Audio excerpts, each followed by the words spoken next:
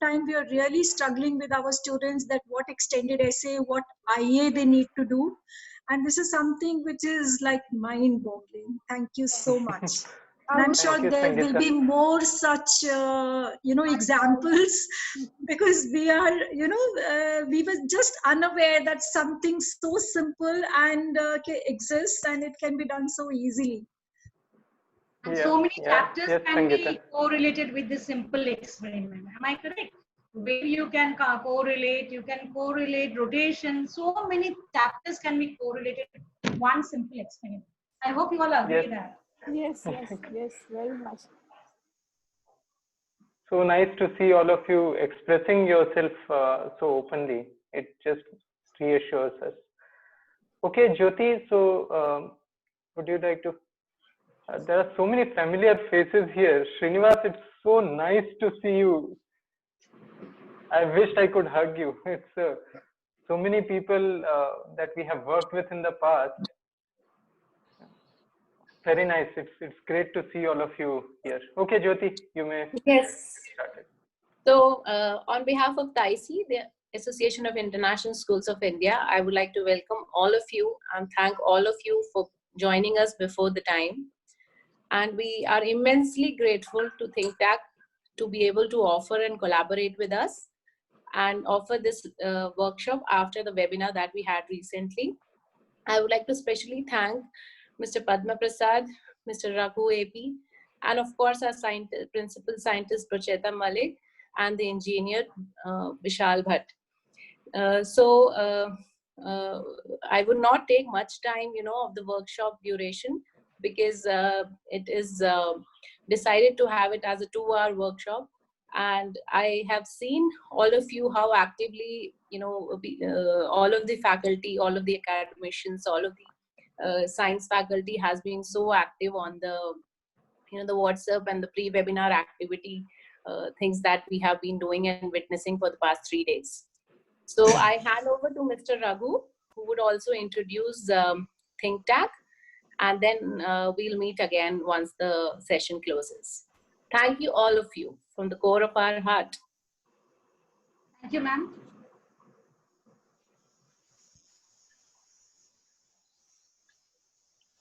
Vishal, is Raghu there or I'm supposed to introduce you?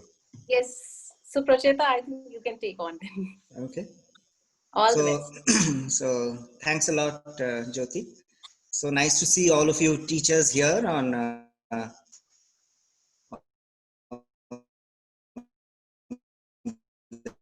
this Tuesday morning. Also very happy to see the activity on the WhatsApp group as well as all the nice statements you made now and how you've liked working with the wave turbine model. What I can say is that after today's show, you'll be further confused as to which model to show because all of them have as much depth and interesting concepts to go after.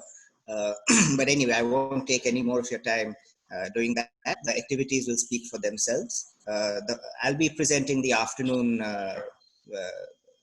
call this afternoon at 2:30 with your colleagues and other school teachers and so on. Vishal is doing the morning call.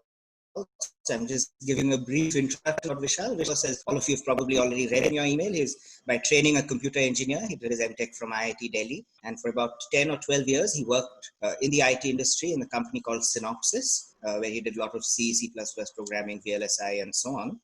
And I think once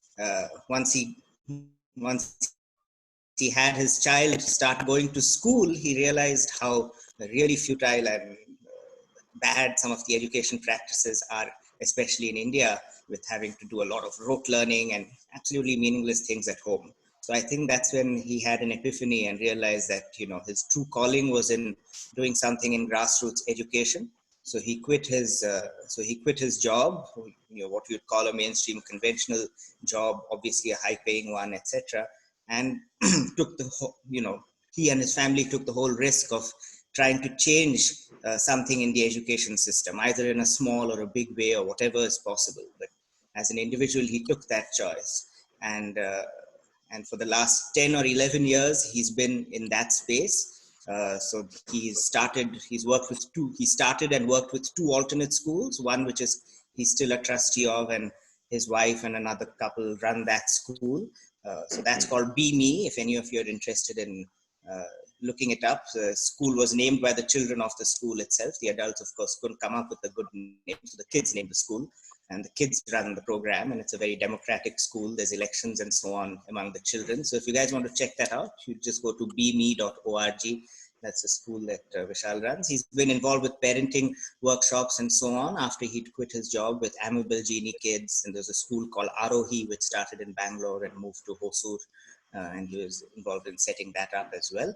And then, of course, in about 2014 is when we started this organization called ISPF, Innovation and Science Promotion Foundation, which is a non-profit trust, which you'll probably hear more about as this workshop goes on and in the presentation. We run this awards called the Raman Awards, and we are closely associated with the Raman Research Institute Trust and so on.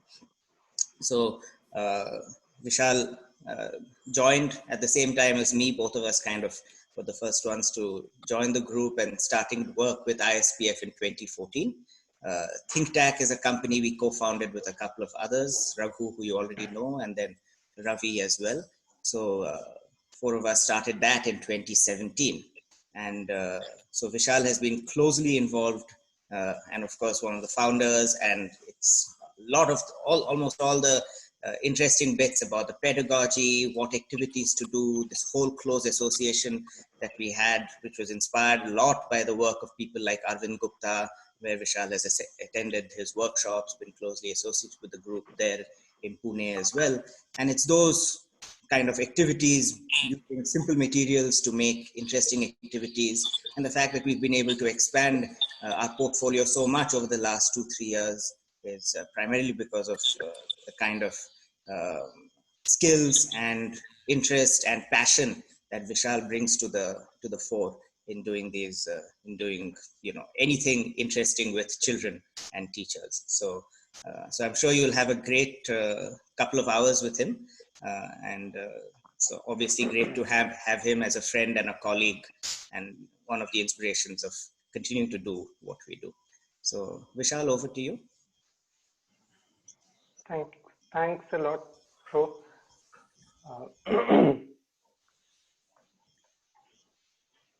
That was okay. So I'll quickly state the broad agenda. We plan to demonstrate few activities. We are calling these activities. The name comes from tactile activities. We were not happy with calling them experiments or models because many places they are just simple toys. So we have developed close to 300 activities. All of these are open source. The videos of how to make them are on YouTube. The instruction guides are also open source on this website called activity.in, T followed by activity.in. The plan is to demonstrate and have a quick discussion on 5 to 6 of these. Then we will go deeper into 3 selected activities. And Raghu would pitch in with his proposal on if you like this and if we want to join hands and work together to introduce this to many more children, then what are the possibilities that we have thought of. I'll start with something which is again very simple. So though we make use of a lot of simple material, there are some for which we provide kits, and so almost like 1/3 of our activities require very simple material. So here is one which doesn't require anything too complex, and what I have here is just 2 pieces of straw. So these are 2 separate pieces of straw which have been joined together with a rubber piece, this blue piece that you see, that is holding it together in this L shape. And there's something special about the design, which we will come to. So the very fact that there are straws, one would assume that we'll put this in water and do something with it. I'll state 4 possibilities. I would like you to make a prediction before I execute the actual experiment.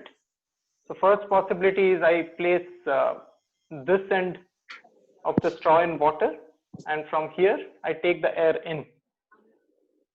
Second is I blow from here. Third is I place this in water and repeat the same. Take the air in and blow from here. And for each of the possibilities, I want you to predict what will happen. Just to get the thoughts going, I can also state out some of the possibilities. One possibility is that as I take the air in, the water also rises and enters my mouth. Second is it doesn't enter the straw since these are 2 separate pieces. It just falls back into the cup. Third is maybe a sound gets produced. Fourth could be some bubbles get produced. Okay, I will proceed with the assumption that you have made the prediction in your mind. Feel free to keep sharing it on the chat window. If you predict before I execute the experiment, then you'll be more prepared for whatever results we see. So I'm going to first take the air in from this end of the straw. So water did not enter my mouth, and hopefully you were able to see that it did not rise up the straw and fall back into the cup. So nothing, almost nothing happened. Let me try blowing now. Still nothing happened. So 2 possibilities we have already tried. So now let me change the end of the straw, which is placed in water. So the other end, and I'll repeat the 2 possibilities. I'll take the air in first. Again, nothing happening. Now I'll try blowing. Looks like this is a useless thing because almost no action happening.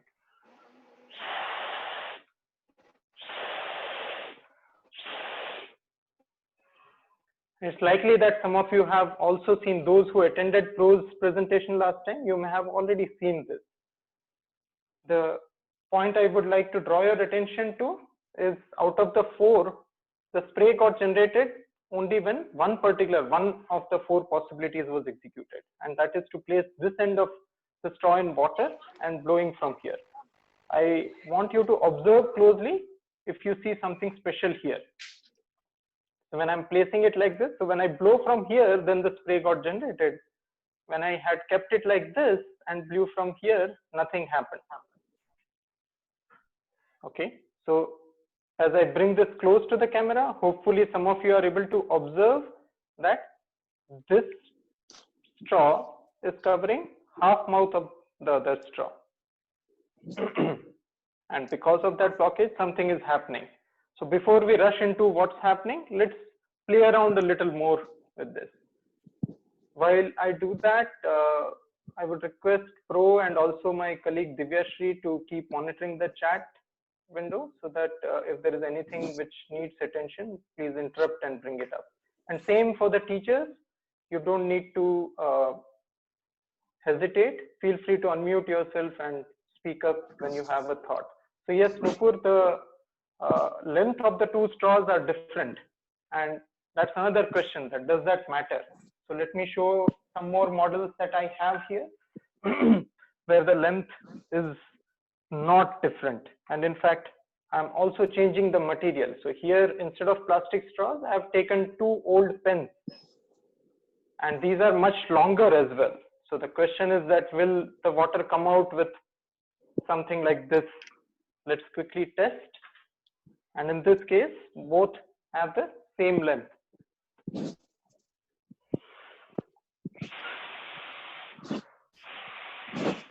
I hope the dark background is allowing you to see it. So beautiful spray comes out even with 2 old pens, and these are of same length, and it doesn't matter.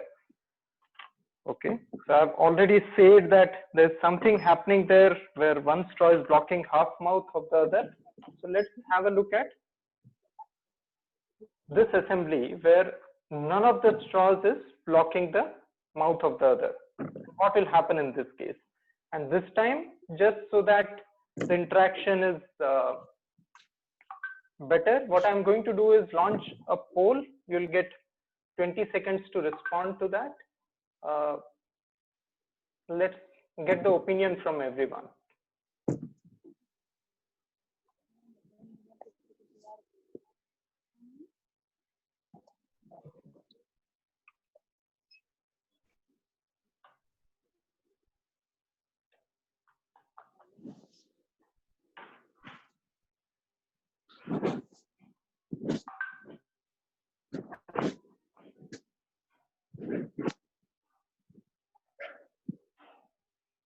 Okay, last 5 seconds. 5, 4, 3, 2, 1. Okay, so 33 people voted, and majority are saying no spray from any. 10 people are saying spray from both the straws, and 4 are saying spray only from one. This is excellent. So this also gives me a quick feedback in terms of the understanding. So I know whether I should pause at something or move fast. So let's now execute and check. So just so that we can differentiate, one of the straws I've put a black tape so that we know which one we had put in water. So this time I'm blowing from the black taped straw. So spray did not get generated. So clearly the first possibility, that is spray from both the straws, that's not happening. Now let's see if the spray gets generated from the other one. So when I'm placing the black taped straw in water, let's see what happens then. I'll stop sharing so that this doesn't block your screen.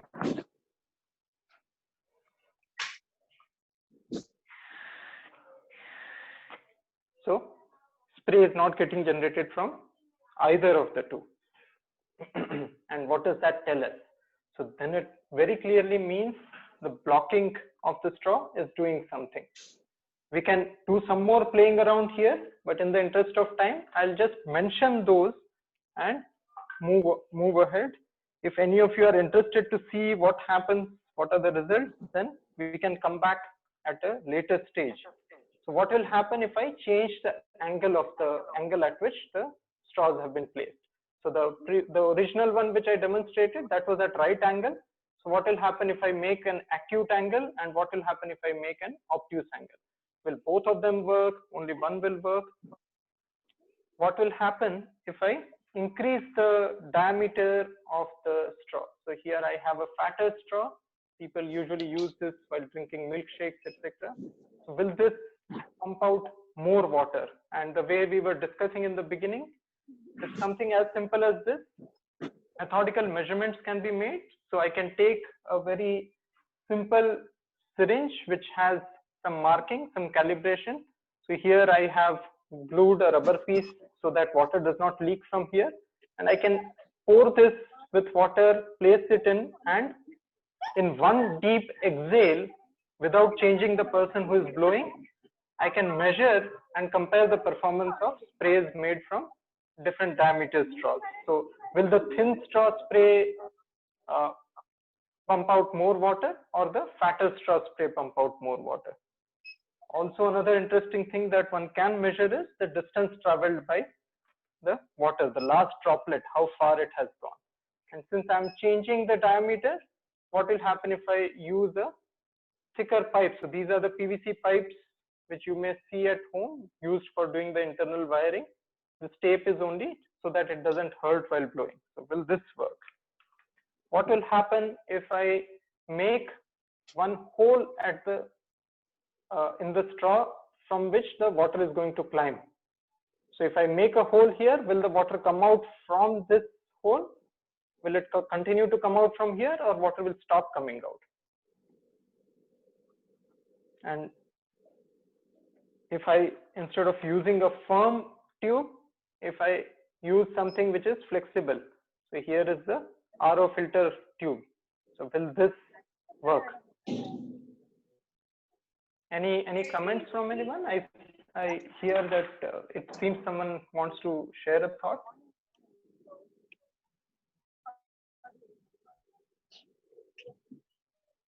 Yes, okay. I see that Pro is already responding to some of the clarifications which people are making? There was a Ganeshwar has there said, was a I'm curious to know. pedagogical Yeah. question earlier on by Gyaneshwar. Maybe you can read that and address it if you need to now. How one can discover such a demonstration? Okay. Was it accidental discovery or plant discovery? Oh, okay. Okay. So we are saying, how can one even come up with a design like this? What's the thinking process? Oh, very, very interesting. Okay, so I'll share the factual part first, Ganeshwar.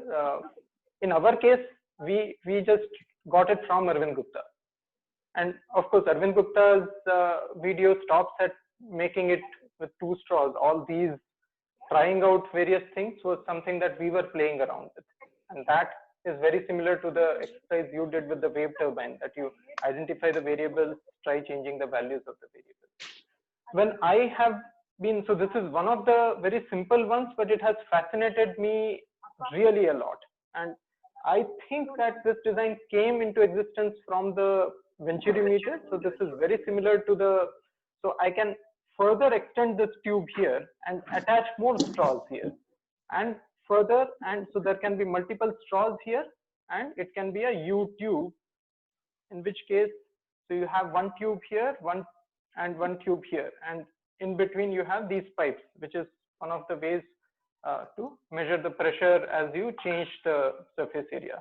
I think it's just one of those Venturi meters which has been cut and this spray came out, but I really don't know how the original design came into existence. I hope I have responded to, but it's a very interesting thought. So in fact, this is one place if we can take the children to this stage where they are able to come up with these designs.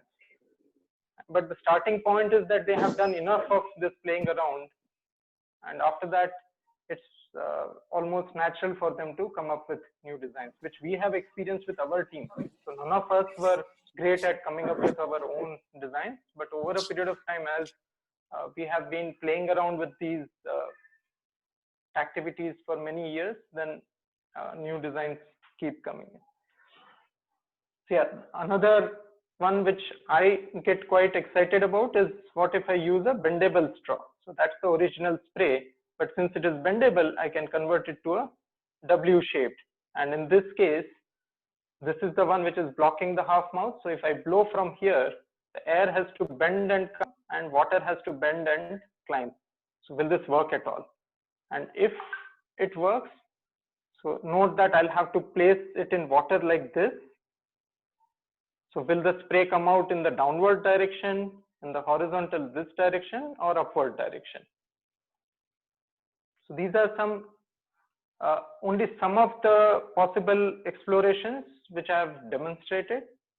In fact, I have not shown all of them. I know many of you must be feeling, why is he just talking about it? Why doesn't he just show? It's just that the agenda of this talk is to go at the surface level and understand and pay attention to the methodology instead of, so if we like, then obviously each of these we can go deep and spend hours together and still not feel satisfied enough that we have played enough or we have understood it fully.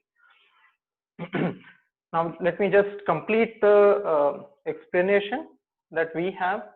So since, as we saw, when none of the straws is blocking the mouth of the other, then spray did not get generated from any of the two ends. When one straw is blocking half mouth, what happens is the speed with which air comes out, that changes as it encounters an obstruction. Very similar to when river is flowing through and it passes through a narrow region, then the speed of water increases. And it's interesting that this is a phenomenon that you would see only with things which can flow, only with gases and liquids. With solids, it's the other way. And quite often, Pro gives this example of the roads narrowing down, a 4-lane getting converted to 2-lane, then you'll see traffic jam instead of traffic moving faster. And one would wish that the traffic, the vehicles were like the fluid particles. With fluids, as the area reduces, the speed increases. Speed increases, so there are fewer number of particles on top of the straw in this region. There are fewer number of air particles, fewer particles, so they exert less amount of pressure. 50 people in one room versus one person in the same room, the 50 people will exert more pressure. As the pressure here is lower compared to the pressure of air inside the straw or the surrounding pressure, the air starts moving. So it's always, the movement is always from high pressure to low pressure, and that's how the water gets sucked upwards. Where do we see this? So which is another interesting question, that yes, this is an interesting demonstration and children can play with it, play holy and do various things. Where do we see this phenomenon? I feel any place where you have fluids and the speed of fluid is changing and there is a difference, then you would start seeing this phenomenon. One of the simplest examples is you have a small room closed from all the directions, you switch on the fan, and if you have calendar on the walls, the flaps of the calendar, they get lifted up, which is counterintuitive for many people. It was extremely counterintuitive for me, that I would assume that they get pressed towards the wall instead of getting lifted up. If you are driving and you see a piece of plastic, very common these days on the road, as the car goes on top of the plastic, you would think that the plastic gets pressed, but if you watch in the rear view mirror, the plastic gets lifted up as soon as the car moves away. If imagine this was the window and you had curtains on this side, if the air is moving in this direction, then the curtains get lifted up. What will happen if the air is moving in this direction? So if you have windy weather and wind is moving at a high speed in this direction, then there is a low pressure region created outside the window as compared to the air, the pressure exerted by air inside the room, and hence the curtains get stuck to the window.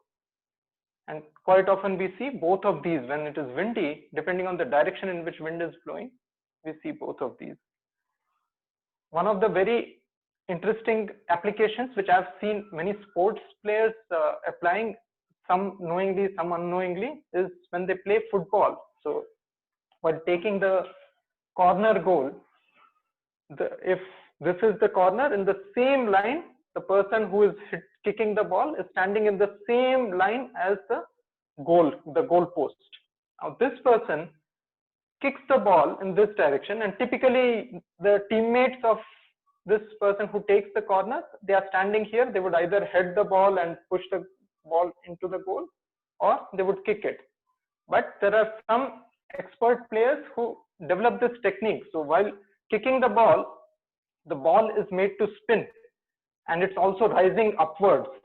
So as it is spinning and it is rising upwards, this side of the ball, the movement of the ball is opposing the movement of the air, and hence the speed with which the air is able to move in this on this side of the ball is lower compared to the speed with which the air moves on this side of the ball, because here it is favoring the direction in which air moves. The ball is rising up.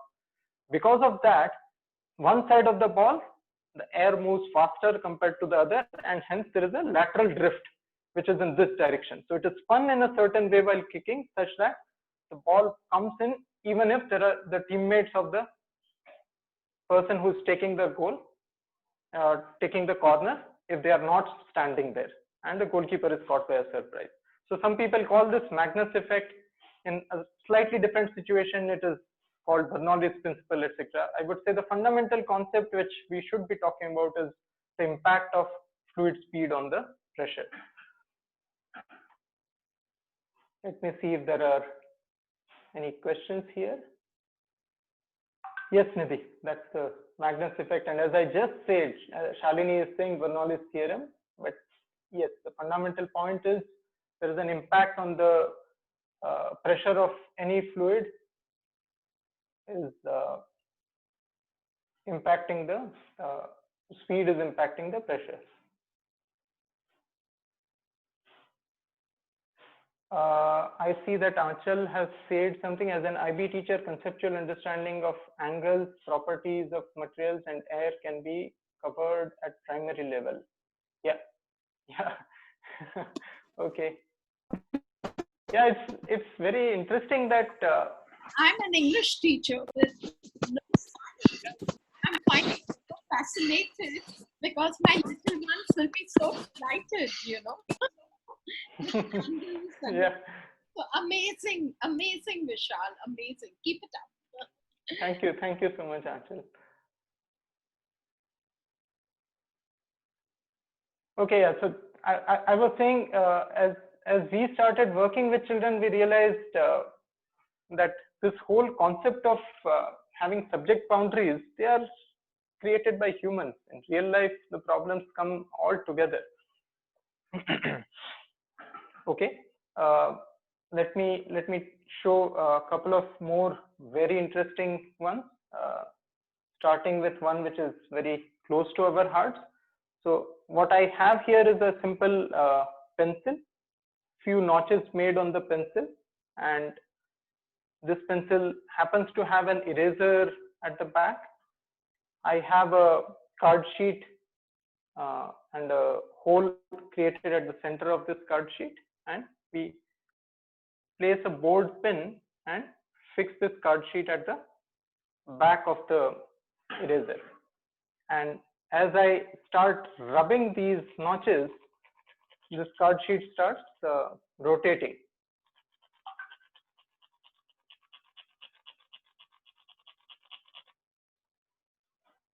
Now, why does it rotate, and will it rotate in all the situations? So what will happen if so last time I was holding the pencil here, and as you can see, this is rotating nicely. If I hold the pencil right under the notches, let's see what happens then.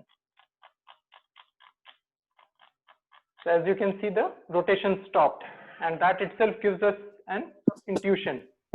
This is same as, so when the point where an object is being held, which you would call the pivot or the fulcrum in some cases, when that is away from the point where I'm applying the force. So note that my stick is giving a downward force. This is very similar to a car going over the humps, the disco humps kind of before the railway crossing. And hence the stick is giving this kind of motion to the pencil. And as the pencil is vibrating, the pin vibrates, and that vibration leads to the rotation. Now, why does it rotate? The vibration you would assume are happening in this manner. If you pay attention, when you try doing these vibrations manually, let me see if I can show it with another. So let's say I take anything else which is ring shaped, and if I start doing just a random vibration, after some time you would notice that the ring starts rotating, because it's very difficult for us to do an exact linear vibration. You would end up doing a slightly elliptical kind of path, and that gives the circular motion. And this is very similar to when somebody rotates the hula hoop on the waist. It's not that the waist is rotating along with the disc. What's very interesting with this model is, with some thinking and going deeper, people can understand that vibrations are causing the rotation. But this happens to be a 150-year-old American folk toy. Tribals used to make this on tree twig. It's called G-Haw Whammy Diddle. You can Google for this. One of us will type it on the chat window. Why this kind of funny name? Because they would make the sound G-Haw, and the direction in which this rotates, that changes. And children used to think that there is something magical about this mantra called Ji-Haw.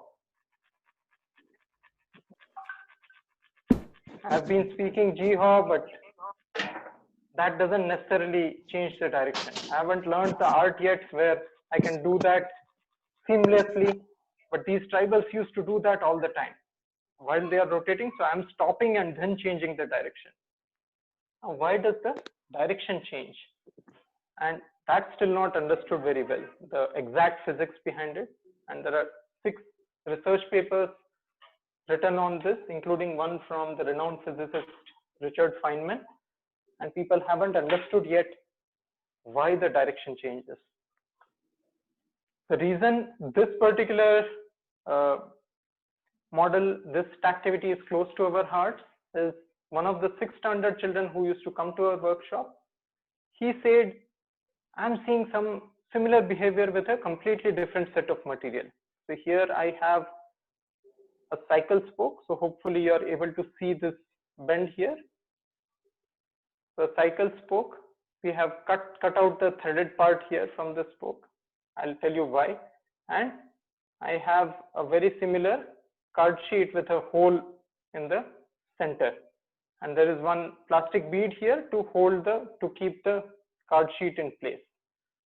So when I take a couple of ring magnets and pass through this spoke, as I give it a little twirl, the magnets start coming down, and as they come down, the card sheet starts rotating.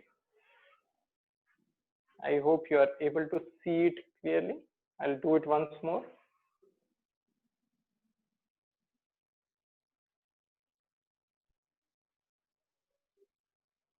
Similar to what we did with the pencil, if I hold the spoke at the bottom and repeat the same, then as you can see, the magnet is coming down, but the card sheet is not rotating. So that itself gives us the intuition. And when we do it with the children, then it's a bunch of these kind of playing arounds that we ask the children to do before we jump to the underlying theory. What's very interesting with this one is when I do it the reverse way, then 2-3 very, very interesting things happen here. I hope you are able to see that. So for a short time, at one particular point, the disc and the bead, they stay in air. And it's always at this point that an interesting thing to note here is when we do this with children, quite often the children come and start putting their hand below. Now, why does the magnet not come out of the spoke? So clearly there was a battle between two forces. So one is the magnetic attraction between the spoke and the magnet, and the gravitational force. And these two were struggling with each other, one overpowering the other, and finally the gravity seems to be overpowering and bringing the magnet down. And why does it stop overpowering here? It should have continued to pull the magnet out. Why did it stop? Why did it levitate only exactly at this point? And why did it levitate in the first place?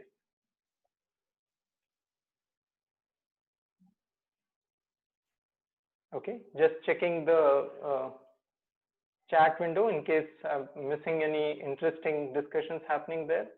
Shalini is saying 2 long paper strips and blow air in between. Yes, that is one of the common demonstrations. Also a cylindrical paper, you drop it down the slope, you would expect it to continue the trajectory, but as soon as it comes down the slope, it goes in this direction, opposite direction, instead of continuing the trajectory.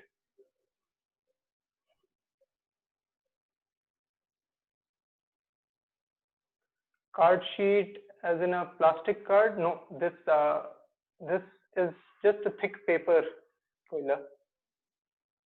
I'm not sure if I'm pronouncing your name correctly. Excuse me if yes, card sheet as in cardboard, as Pro has already clarified. One more very interesting one. So we, as Pro said in the beginning, we are quite inspired by Arvind Gupta's work. There's one more person who has inspired us greatly. Is this person named Manu Prakash, teaching at Stanford University, happens to be another IIT Kanpur, like Arvind Gupta, IIT Kanpur graduate. He did tremendous amount of work in taking these fold scopes, which are the microscopes, and this paper fuge, a combination of these two, to deep interior areas of Africa. Now, of course, as an educational tool, it's being given for free or at a very nominal cost to many of the institutes as well. What the fold scope has effectively is a small glass bead. So if you take a convex lens, you keep making the lens smaller and smaller, then the magnification continues to increase. So the focal length continues to reduce. So what we realized is a very small glass bead would actually give you a great amount of magnification, and you don't need to compound the microscope. You can have a simple microscope with a single glass bead. So here I have an ice cream stick, and on the ice cream stick, there are 2 beads which have been mounted. So there is one bead which is here, which is slightly bigger in diameter. So that is a 4.5 millimeter diameter glass bead, and this one is a 2.5 millimeter diameter. This gives close to 20x magnification. This one gives close to 110, 120x. The only drawback is because the focal length is very short, you need to literally place the object on place the microscope on the object being viewed and keep it this close to the eyes. But once you have this much, you place it on the object, keep it close to the eyes and point it to a light source, and you have your microscope working. I'll try to give you this experience. Because of the simplicity of the design of this microscope, what I can also do is just use a couple of rubber bands, and the ice cream stick can be mounted exactly behind on the lens, and I've placed the slide. Let me see if I can switch on the video and give you this experience. I'll change the spotlight so that you can see it clearly. Okay, so as I said, the focal length is in the range of around 200 micrometers, and hence I need to do little adjustment for you to be able to see it clearly.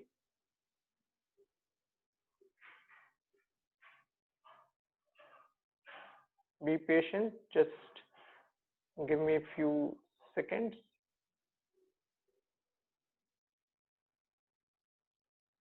I hope you are able to see a clear image here. Very clear, Vishal. Yeah. Thank you. Thanks for confirming, bro.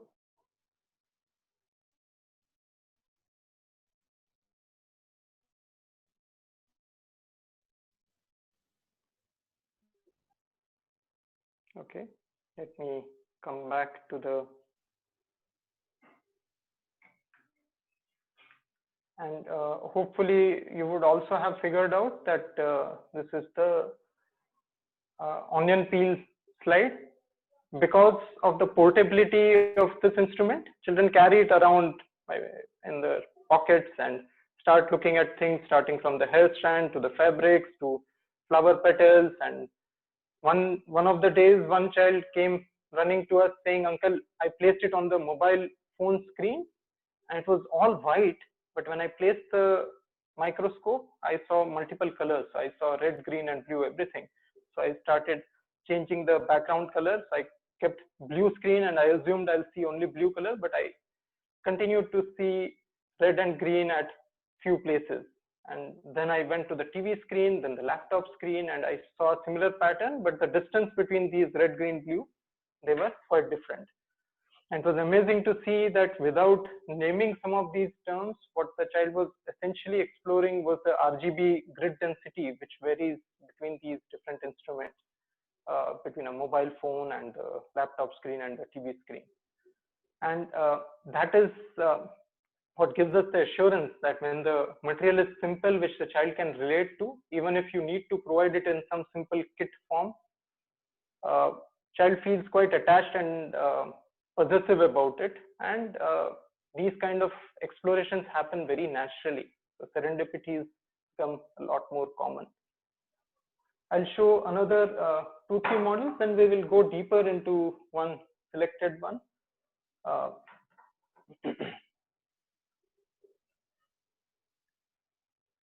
Pro, since you are still around, I'm assuming you'll continue to monitor the chat window, and if there's anything that needs my attention, you'll bring it up.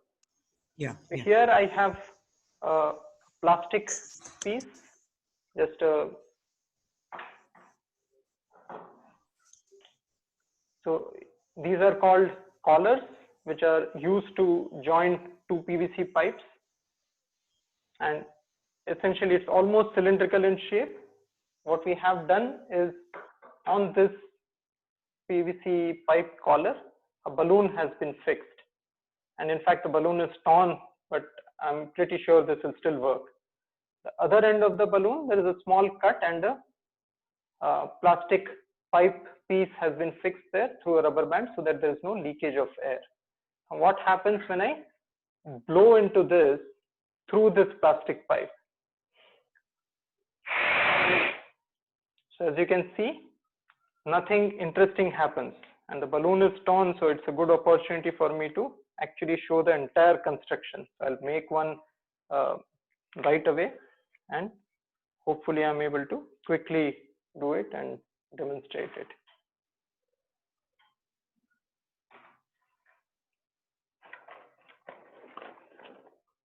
As I'm doing that, so you get these bottles. So some bottles like the Sprite and Coke bottle, they have this very peculiar shape.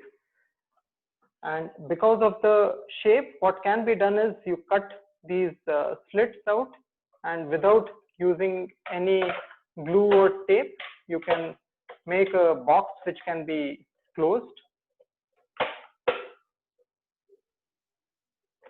So going forward, Sprite and Coke bottles, especially the 2 liters one, are very precious.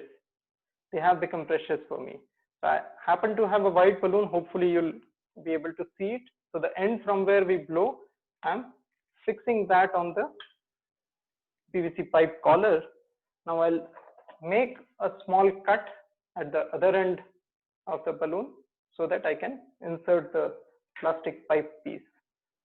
So here I've made a small cut, and through that I'm inserting this pipe piece, and so that there's no leakage of air, I'll fix a rubber band there.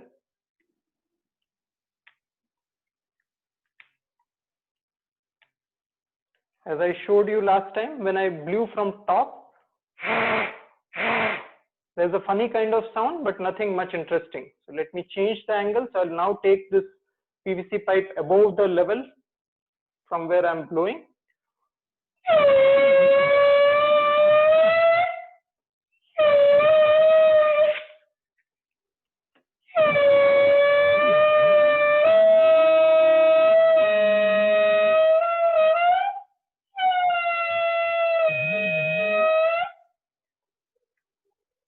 If I place my finger on top of the balloon, let's see what happens.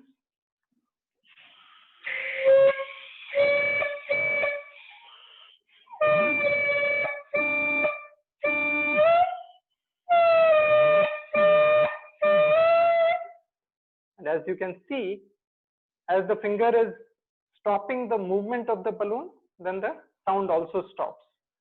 So with children, they first collect these observations, and already they have seen that as the finger is stopping the movement, and as they place the finger close to the balloon membrane, they would also feel the vibrations very clearly.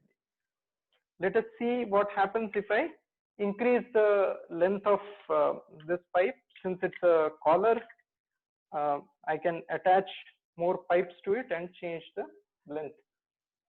So if I add one more pipe, so now I have around 22 centimeters of pipe. Will the sound change?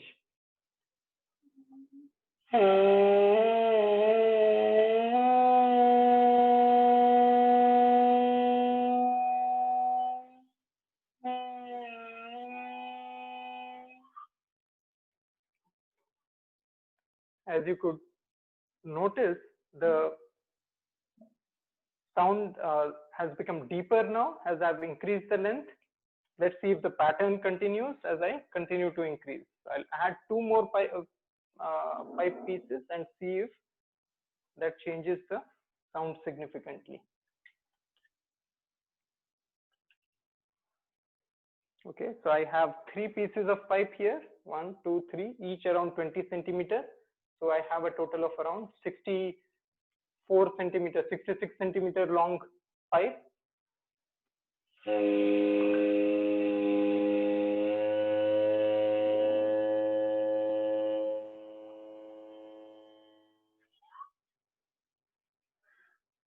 Very clearly, when I was blowing like this, the sound didn't get produced because the air which I'm blowing from here is able to pass through the pipe without any obstruction. When I keep it like this, the air comes and hits the wall of the PVC pipe, and it wants to cross, because I continue to blow and compress the air, the balloon membrane being elastic, it gets pushed up and the air enters. But again, since it's elastic, it wants to regain its shape and the balloon membrane comes back to its original shape. So it again blocks the path of the air. But I continue to blow, so again the balloon membrane gets pushed up and hence this cycle continues. So the membrane keeps going up and down. And it also sets in a rhythm with the rate at which the air column inside the pipe that comes back. So the rate at which it comes back, the balloon membrane also sets in a rhythm. As the pipe keeps becoming longer and longer, the rate at which it comes back, that comes down. And hence you have a movement of the membrane, which is something like this. And hence the movement of the air column inside, which is something like this. When it is short, then the movement is more like this, which is more number of cycles, more number of vibrations in given time unit. So that's much higher frequency compared to a longer air column.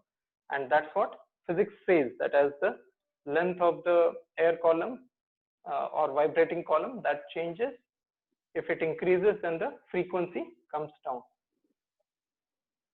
There's another sound which is in our body. It's amazing to hear that sound. So it's one thing to press your hands on the chest and feel the heartbeat, but completely different thing to listen to the heartbeat. So using a couple of pipes, these flexible pipes, one binding wire. So the binding wire being non-elastic, you can use it to give it the desired shape. And we need to have this shape in the stethoscope because this goes perpendicular to the ear and hence blocks the background noise. And to fill the gap between the ear holes and the pipe, we have these rubber pieces. The chest piece is a simple bottle cap with a membrane on top. And what children do with this is they measure their heartbeat in different positions, sitting, standing, lying down, do a quick exercise, come back and immediately measure and again measure after 5 minutes. An amazing amount of comparison and exploration happens there as they compare their heartbeats at different stages and compared to their friends. So how quickly somebody's body cools down, let's say. That's a very simple but very interesting inference which you cannot draw unless you do a methodical data collection. And this is a very simple tool which each child gets in his or her hands by making his own stethoscope. Let me have a look at the chat window. That also gives me a time to pause. Any thoughts from any of the teachers? Any questions? Chaitali, People found yes, people found the thing works like an organ pipe. How an organ works. Yeah.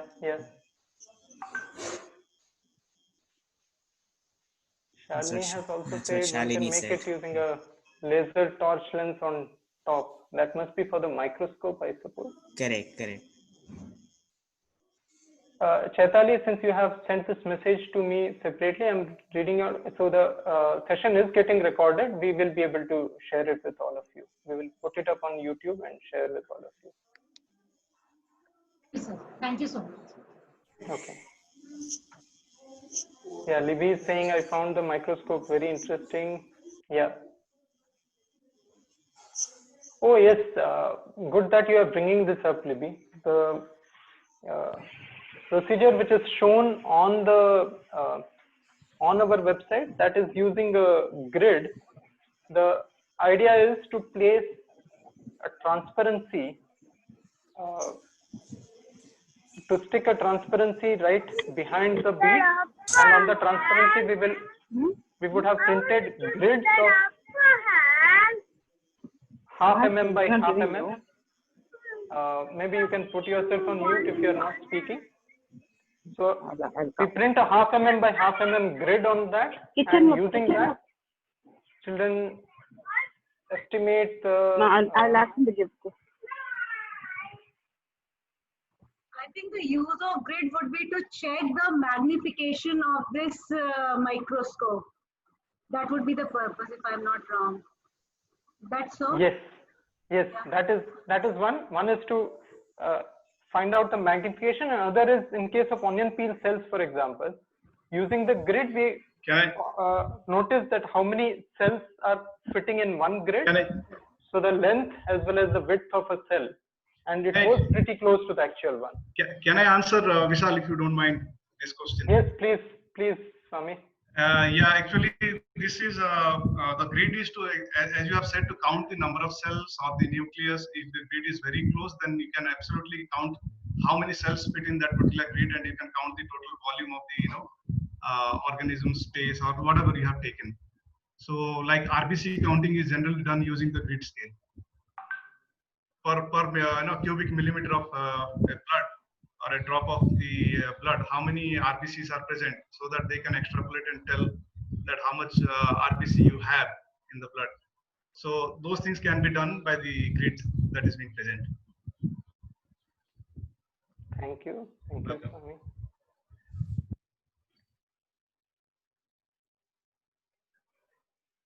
Okay. We were playing around with the stethoscope. I'm switching to another activity which is again related to the organ systems. But for me to demonstrate that, there are some more basics which we need to cover.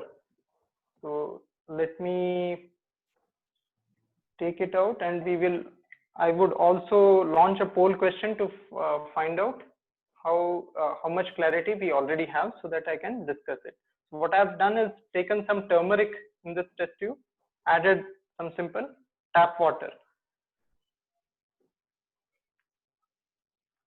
I'm launching a poll question to find out if you have clarity on how to use the turmeric.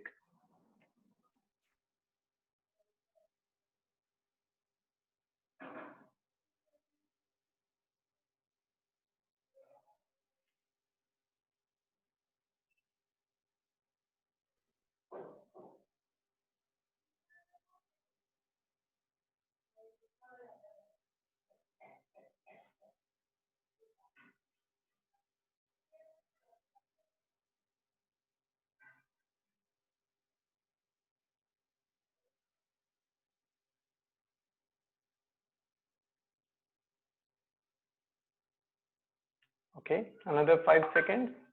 5, 4, 3, 2, 1. As we started doing these sessions, the online sessions, we realized that few places the online sessions, instead of being limiting, they are actually a blessing in disguise. Because in a face-to-face setup, it's hard to get this kind of quick feedback of the understanding of your classroom. But these polls, they work amazingly well.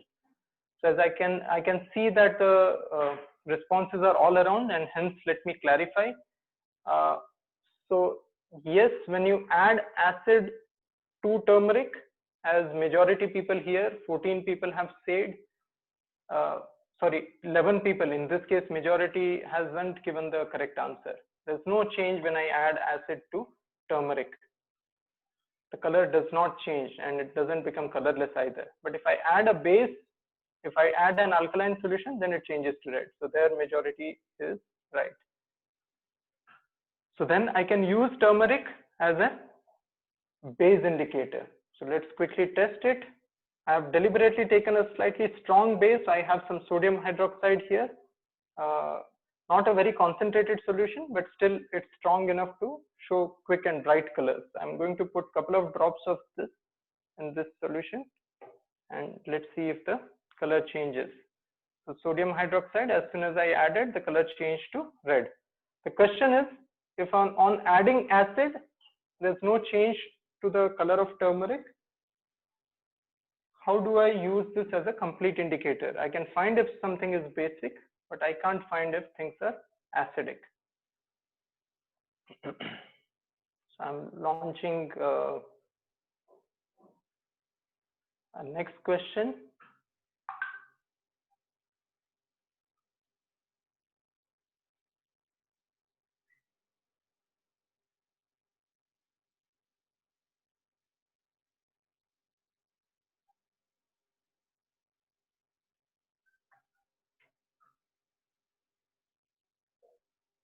I think I didn't clarify this paste which we have created, that I'm referring to as vermilion. So if I add acid to this, will it come back?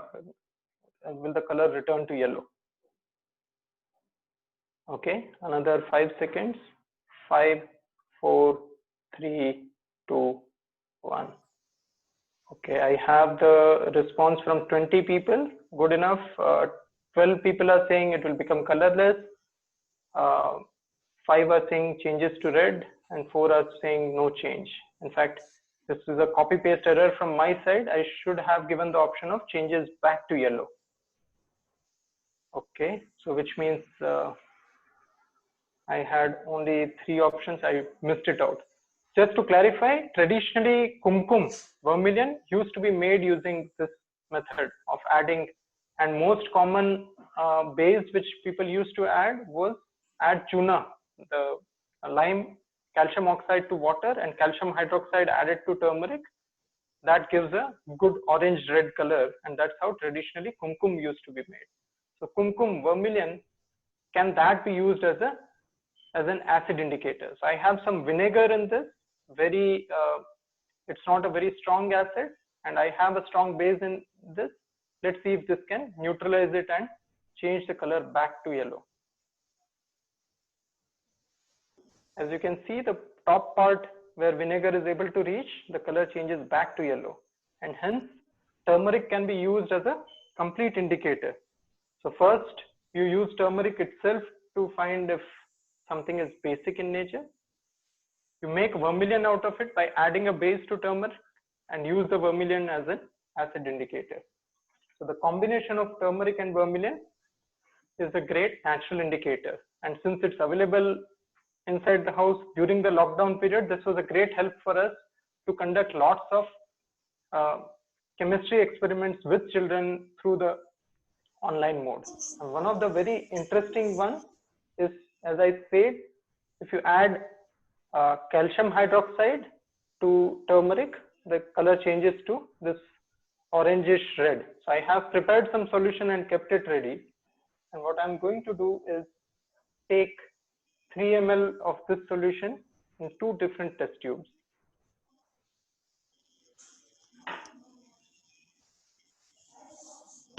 So that one can be used as a reference. Okay. So that's a quick test tube stand which we have made. Quite often when we talk about laboratories, the impression is laboratories is about having test tubes and conical flasks, and till you have those instruments with you, you cannot have a laboratory. And we want to exactly break that notion that the labs can walk right into your home as well as into your classrooms. I have taken the vermilion solution in 2 different test tubes, and what I'm going to do is blow air into one of these and see if I can change the color. So here comes the next question. So if I blow air in distilled water, will anything happen?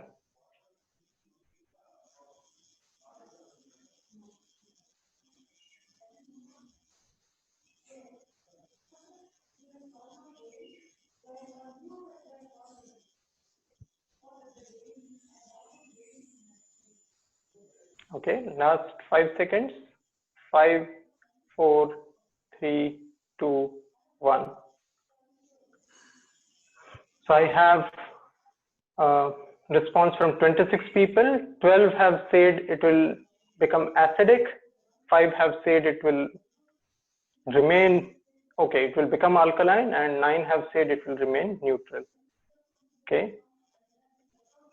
Going by what we see earlier, what we saw earlier, if I exhale in one of these, if it becomes acidic, then the color of vermilion should change to yellow. If it does not change, then it only tells us that it either the pH level did not change or it made it basic. So in that case, we will have to take a turmeric paste and repeat the experiment. So I'm going to blow into this, and I would also blow out normally. In the sense, I'm not doing deep exhales so that I can also do the counting. Just be patient and be with me for next couple of minutes.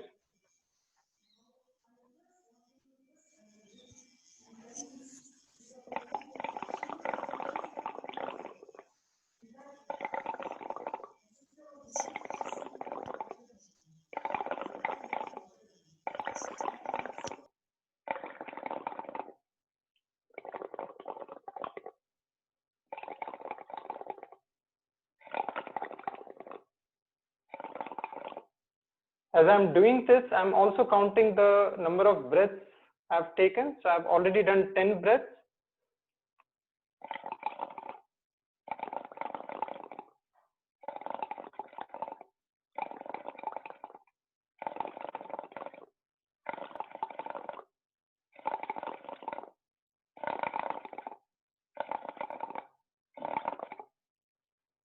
So while the color changed at 10 itself, it became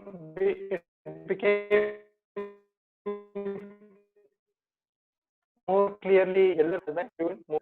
So I took around 20 breaths to neutralize this. Now, why did it get neutralized? And it clearly means if I had taken a neutral solution, that is a distilled water, then I would have ended up making the solution acidic.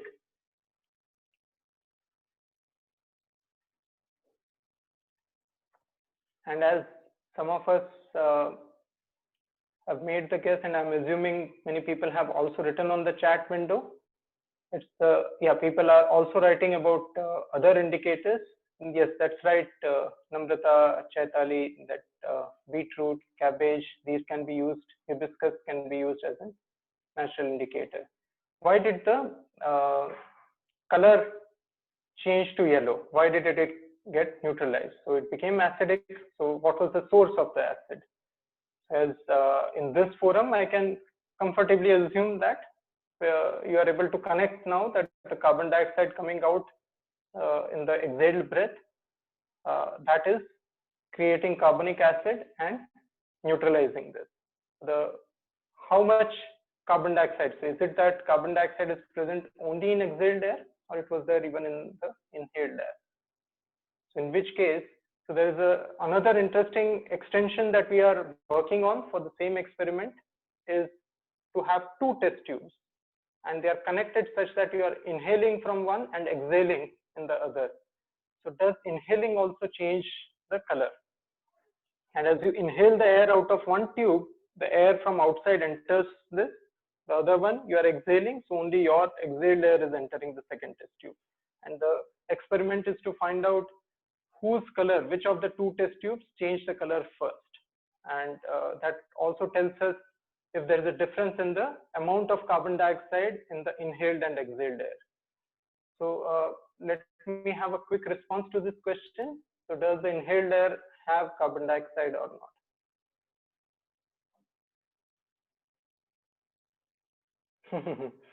Yes, Namrata. What we also do is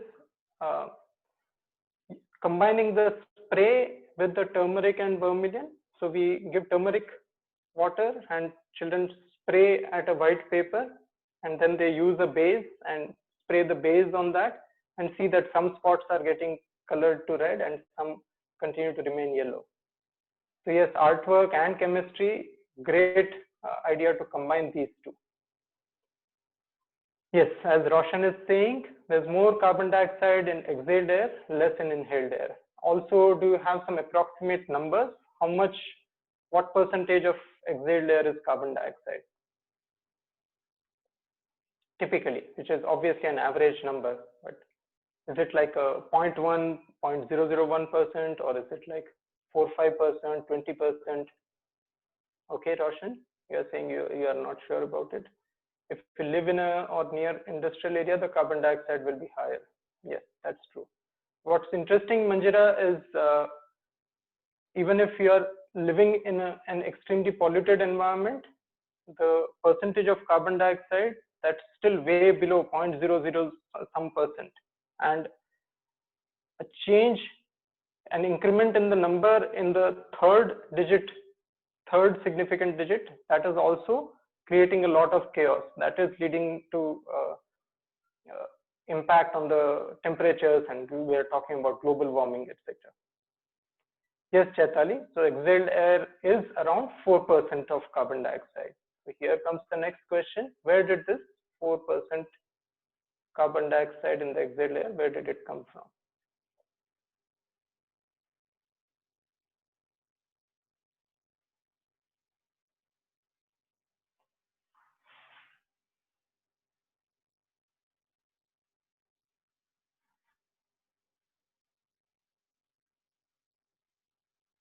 Okay, this is not a question which I should be keeping for long, so I'm ending the poll here. As expected, it's a slightly trivial question, especially in this forum. So the body is burning glucose, but what I'm trying to demonstrate through this process is when we work with children, after they have worked on the respirometer which I demonstrated, we have a session like this where we discuss, especially in the online mode. This is very handy because you ask a question and we know where the majority of the class stands, and that helps us introduce and go deeper into the areas which they may be unclear about. So yes, it's the result of respiration, and that's how the carbon dioxide in the exhaled air comes.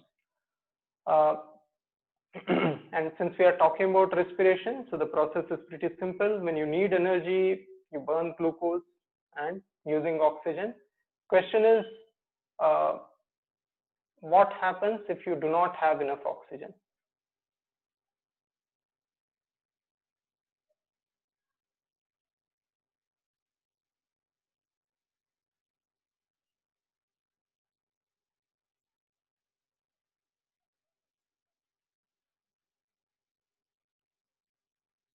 Excellent. Last 5 seconds. 5, 4, 3, 2. We have the response from 23 people.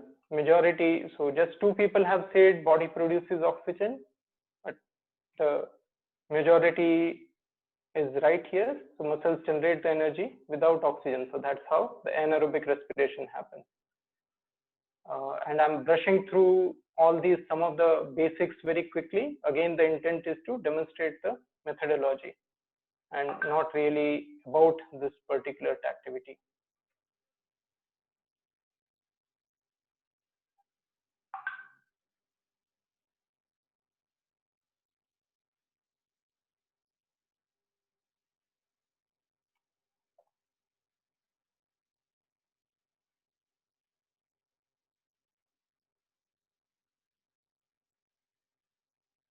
Wow.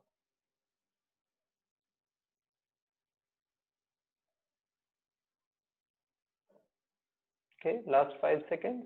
5, 4, 3, 2. Very interesting. So when I wrote this question, I had assumed this is another of those trivial questions which we can rush through pretty quickly. But I'm surprised that only 7 people have said no carbon dioxide produced here. So when anaerobic respiration happens, then you produce lactic acid, especially when it happens in the human muscles. If the yeast, etc., are going through anaerobic respiration, then they produce alcohol.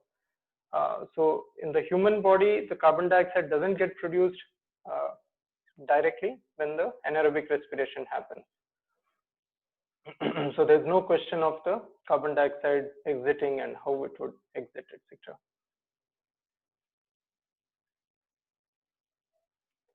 Okay, let's pay attention to this. So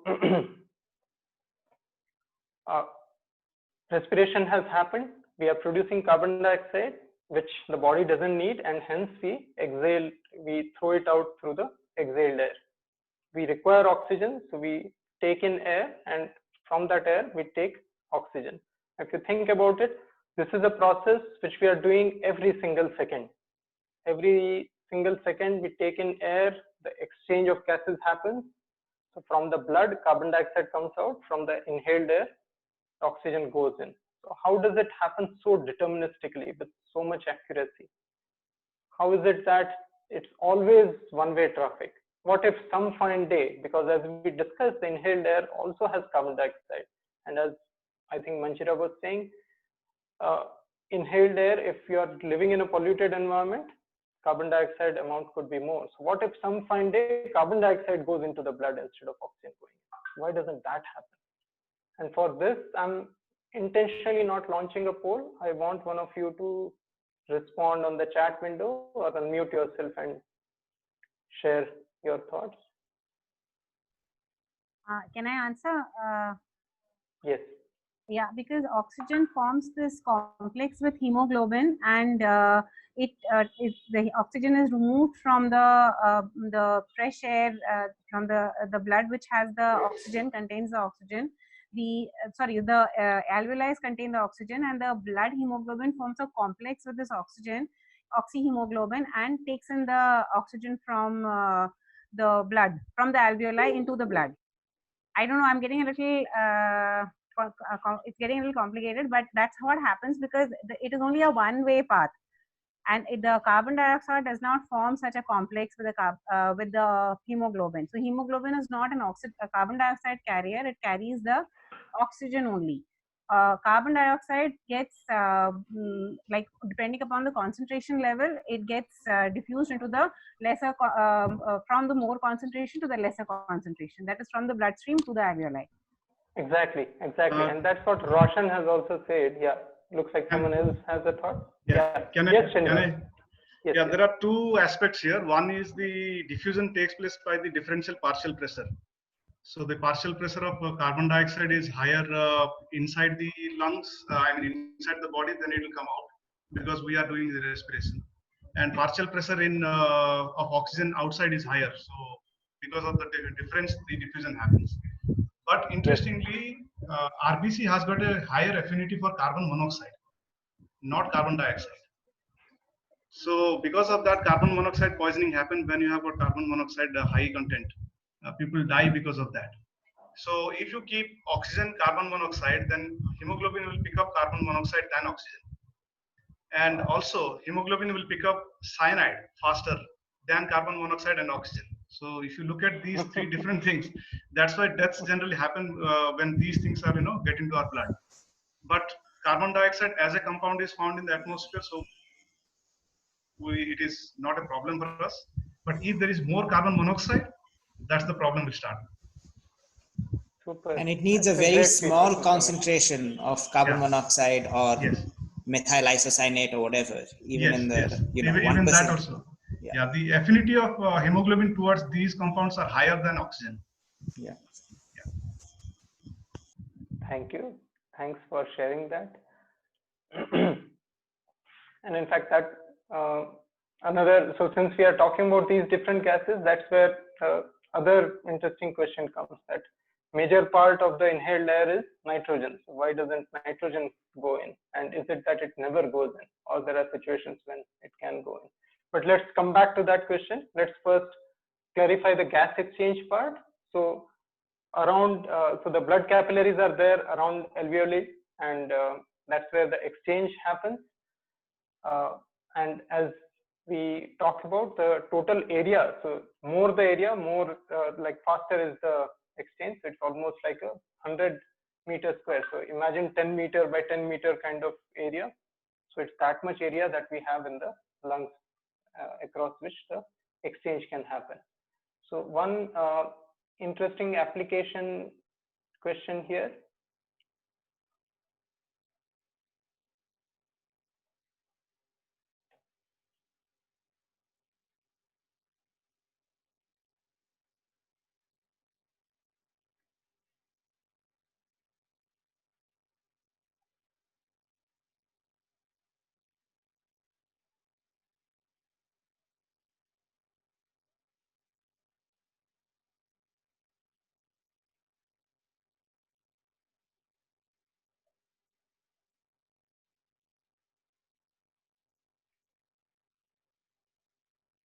Okay, last 5 seconds.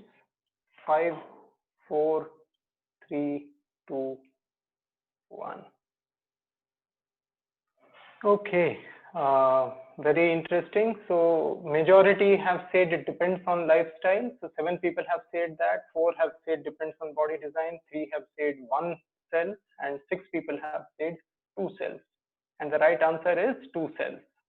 So the very fact that the blood capillaries are single cell thick and so are the alveoli, the exchange is able to happen so easily. So the 2 cells are coming from one alveoli, one alveolus, and other is the blood capillary. Sorry.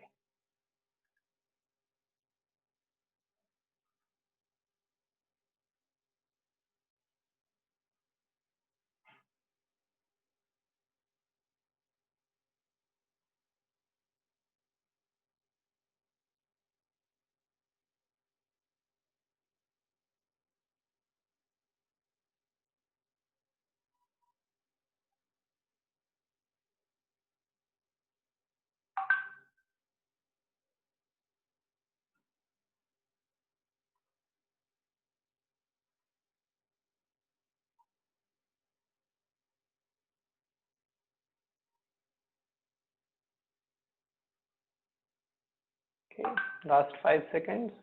5, 4, 3, 2. Okay, so 11 people have said nitrogen prevents lungs from getting damaged from pure oxygen, and that indeed is the right answer. None of the other things happen, and yes, it does have a role to play. One is, of course, other thing is it also does plays the role of filling as a filler, because you need that much air. And if it was pure oxygen, so when people who are fed, who are given ventilation, pure oxygen is not given for a very long time, and quite often the oxygen cylinders also have a mixture of air. It's not pure oxygen at all. In fact, if you look at the history of life, which we have inferred based on certain data that we have found, when the oxygen levels on Earth were close to 24%, we didn't have the similar sprouting of life. It's only when it came to this optimum level of exactly 21%, that's when life started happening. So some of you may have seen this experiment where you, let's say, generate oxygen from by splitting hydrogen peroxide. You put an incense stick which only has a spark, it catches flame. And something similar happens when you have too much oxygen. Of course, there are some more details there in terms of what happens at the cellular level. I'll skip going into those right now. The intent of bringing some of these questions when we work with children is to pay attention. One is to draw their attention to the fact that we don't inhale oxygen and exhale carbon dioxide. One of the common statements which people make, it's important that children have that clarity. Second is also to draw their attention to the fact that, okay, why doesn't nitrogen, so another interesting question is, why doesn't nitrogen get absorbed right there? We require nitrogen anyways for the body growth to develop so many amino acid compounds. I also mentioned about the 2 liters of air which is taken in. How do we find out how much air has gone in? One very simple instrument which we give to children is a simple piece of plastic. So that's a long piece of plastic, and one end of the plastic I've tied a knot here so that air cannot escape, and I can use this piece of plastic to estimate my lung capacity.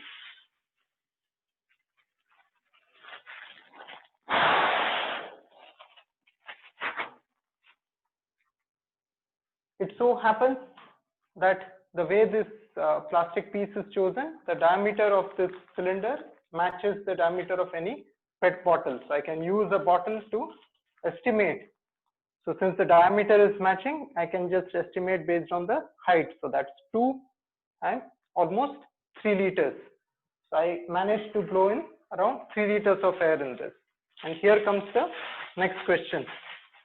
When we do this with children, they typically work on these experiments together so that they can see patterns across the data points. So I've done the respirometer, I've measured lung capacity, compared my data with that of my friends, my family members. Then I have also measured the heartbeat. And let's say I do this pre and post exercise, which of these parameters would change immediately after exercise?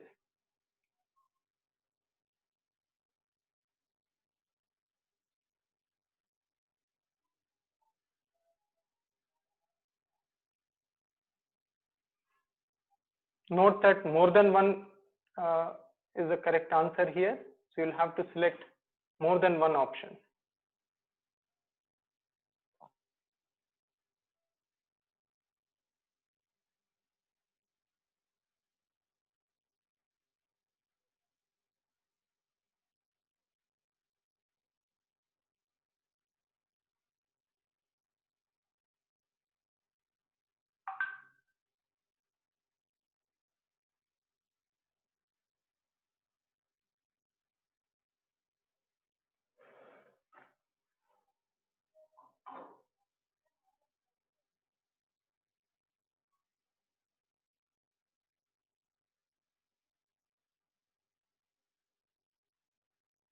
Okay, last 5 seconds. 5, 4, 3, 2.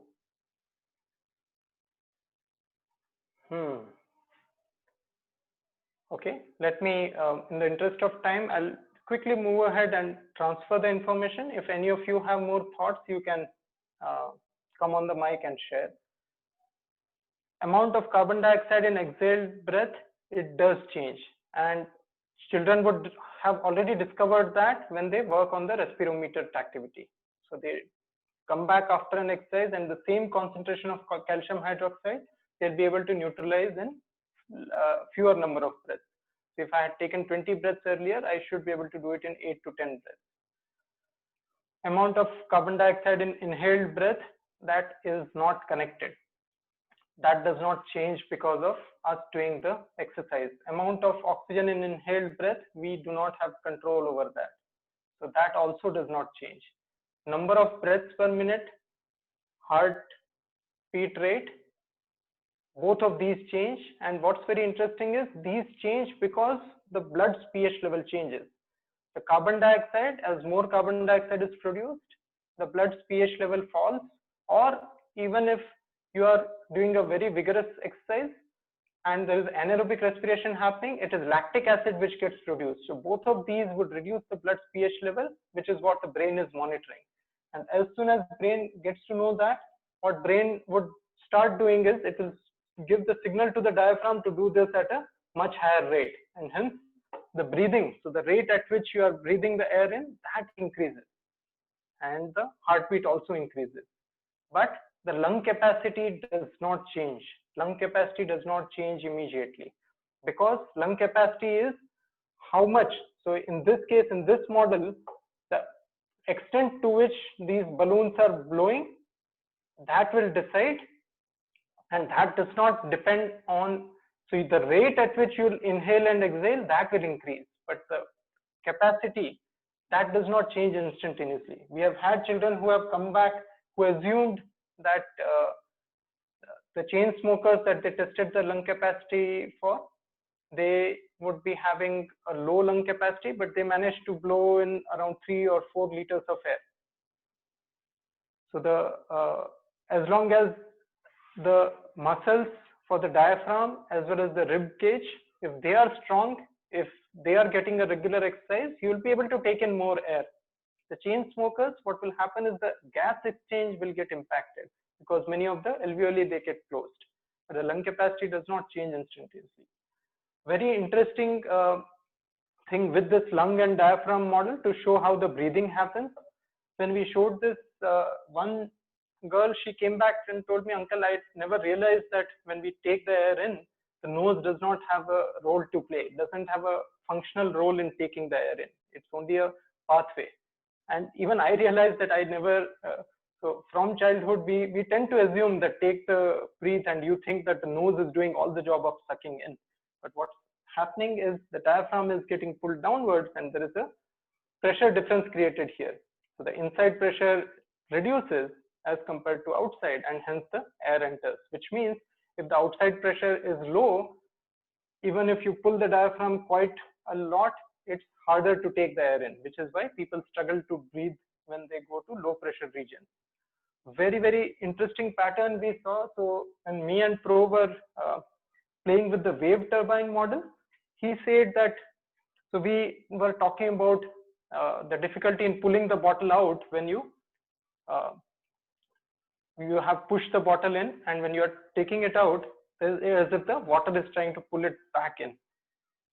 And we realized that that's of course happening because there is a low pressure region created inside the bottle, and the rate at which air is entering back, that's not high enough. What also was visible is, so we, in fact, Pro tried to say this, that on one of the WhatsApp groups, that you would also feel as if there is a sound difference. So as if the bottle is breathing, and that gave an idea to have the lung diaphragm model using the wave turbine. So I have a turbine here and also two balloons fixed here, and the water actually acts as a piston.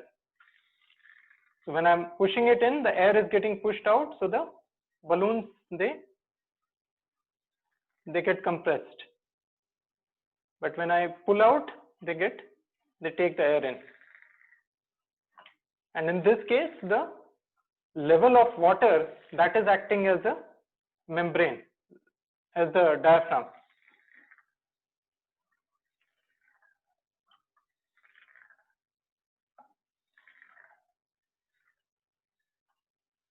I hope it is visible to all of you. It would have been interesting to go further deeper into the wave turbine model, because that was one of the activities you all have worked on. What I would like to do is take a pause here. That will also give some rest to my throat. We can have Raghu share his proposal, and we can come back and have a look at the wave turbine model. And if there are any questions, we can take that. Raghu, would you like to share what the way we want to work with the teachers? Sure. I'll start off now. So just give me a minute. I'll put you on spotlight so that, yeah. Are you able to share your screen, Raghu? Yeah, 1 minute. Not yet. You'll have to co-host him, Vishan. I'll do that.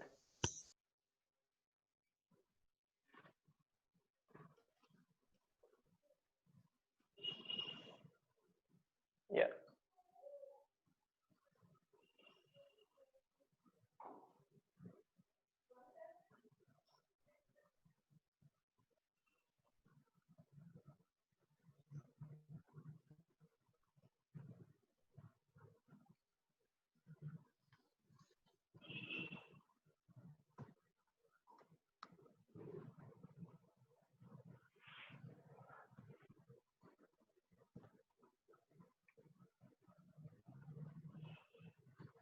Okay, it will take a little while to upload.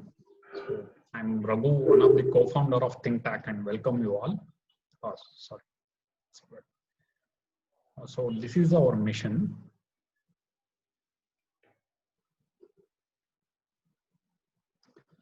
And then Vishal has already taken you through this, the tactile activity overview.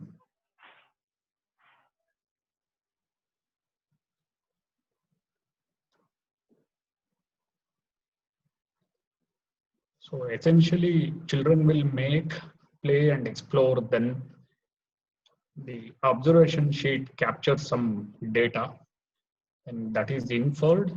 And meanwhile, the formative assessment is done through quizzes, like how you all went through. The same thing, we have built resources for children also to make it lively and interactive, in spite of being online. Then we have around 300 plus activities right now, and we'll be happy to, we have mapped it for CBSE and ICSE. And Quiz and IB, if you share your table of contents of the science textbook you are using, we'll be happy to map it for you as well.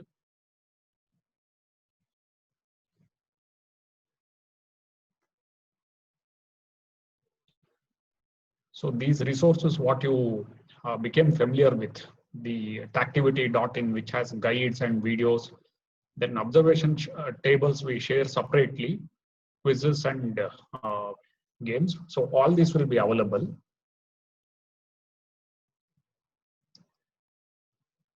Then this Unlab platform. So we offer certain things free. For example, 7 activities you can include in your lesson plan and try it out during these online sessions. So that is free. And children will get access to guides and videos. Then the Discover program, where we don't supply material, but children will use simple materials available at their home, and we conduct that. That will come at a cost. And then we have material kit plus 50% more activities than the next plan. So these things we'll discover later. It is just giving you an idea about the range of activities we have.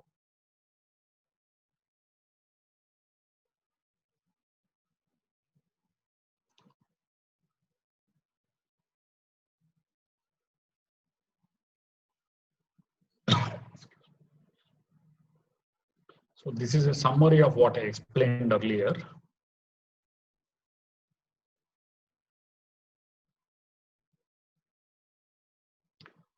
So now coming to how we can make use of the resources what we have built. Our aim to make this broad-based, more children use this during this stay-at-home situation, and make science interesting in spite of being online. Otherwise, the excellent labs you have that can't be utilized now due to this situation. And in spite of that, making the classes engaging and interesting for children. So that is the idea.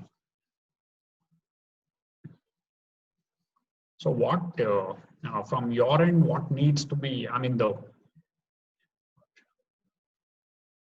responsibilities at both ends. So one is lesson plans and delivery of the program, and assessment of children. So that will be taken care from your side, and we will provide the resources and the technology platform. So we have this hands-on science activities mapped to your lesson plan. Then this in lieu of science lab, the next best, nothing can replace the science lab, but then what we can do in the current situation, we are making it available.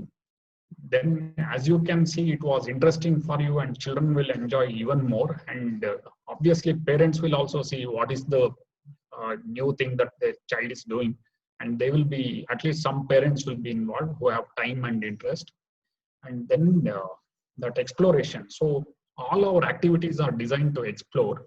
To give an example, some players are, they have content in the sense the package kind of, it is ready-made and assembling type, where exploration is not possible. They are good kids, we have no problem about the kids, but it's the differentiation. Here they can alter any one of the material used and see how the outcome changes, and see what all will happen when something is changed in the overall in the model or chemistry, in case of chemistry experiment, etc. And they will bring, they will start to think on their own and come up with innovative ideas, and children are very good at it.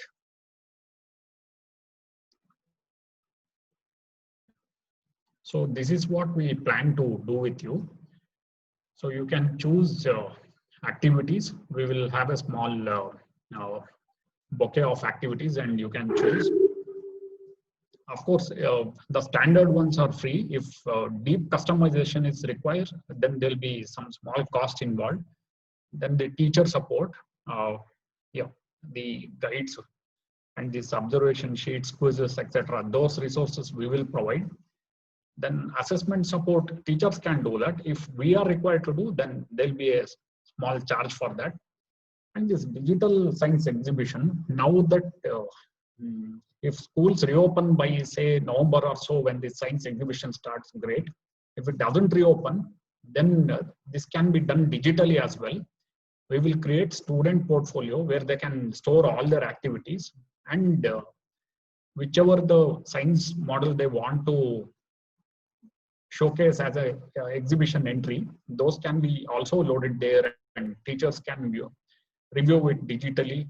And just how we do physically, we review the entries and the models children have made, and among those select the good ones, and most will be good, but even better than the average. So we select and we award, and that can happen here also.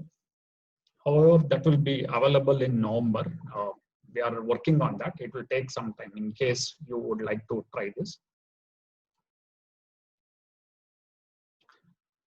Then how do we go about it? So the first is we request that you enroll all children. If it is made optional, then very few, there'll not be any control on who is doing what. So we request schools to make it mandatory for all children to participate in this free program.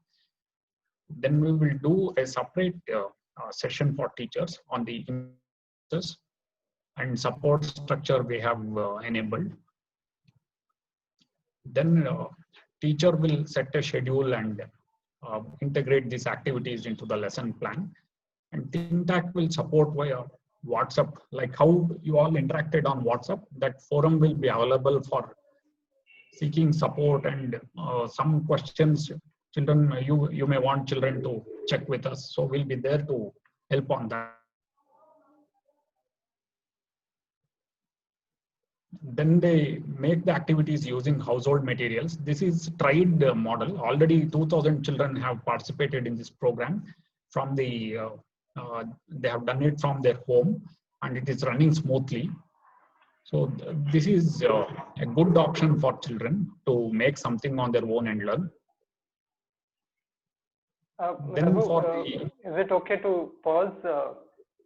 I think I have created some confusion here. On the chat window, there are 2-3 questions which looks like I've given incorrect answers. So one question from Nupur was, can they access the assessment sheets, the quizzes, the formative assessment, as well as the observation tables? Are they free to access? And you already said 7 activities are free. Yeah. Can you clarify this?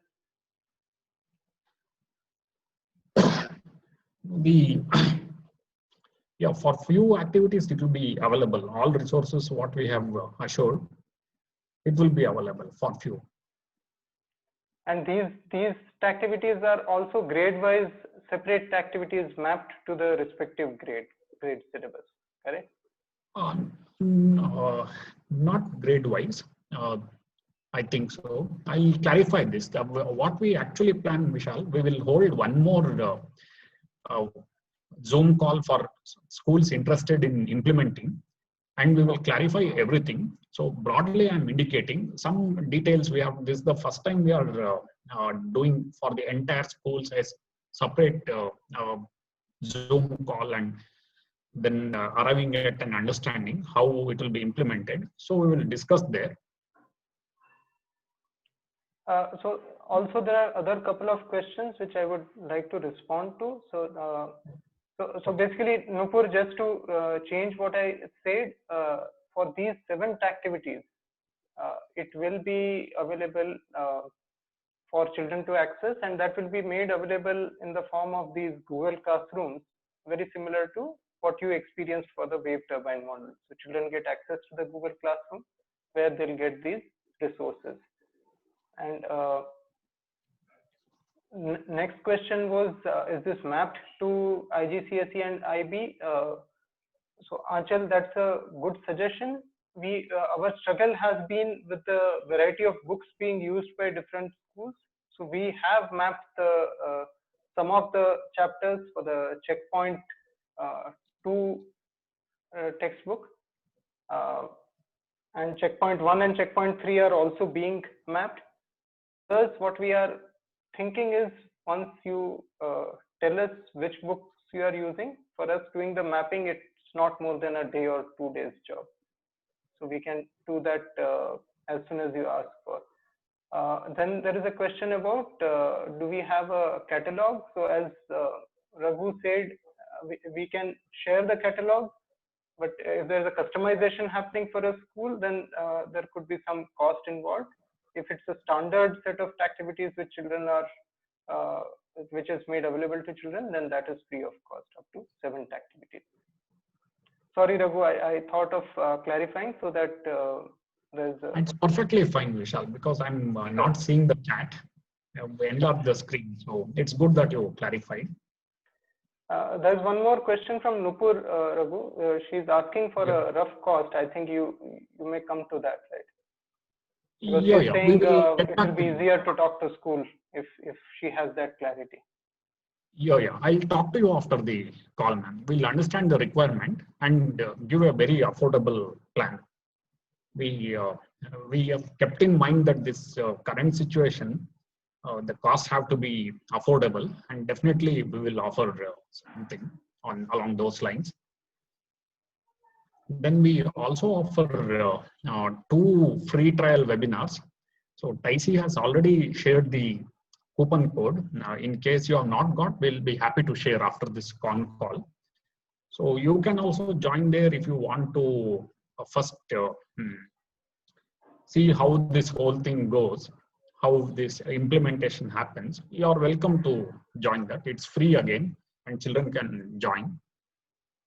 So there, the conceptual discussions, like how it happened today, those kind of discussions, it's not more than 30-40 minutes. So we are keeping that in mind, that time should be compact, and for children, they don't need to go into too much depth. So yeah.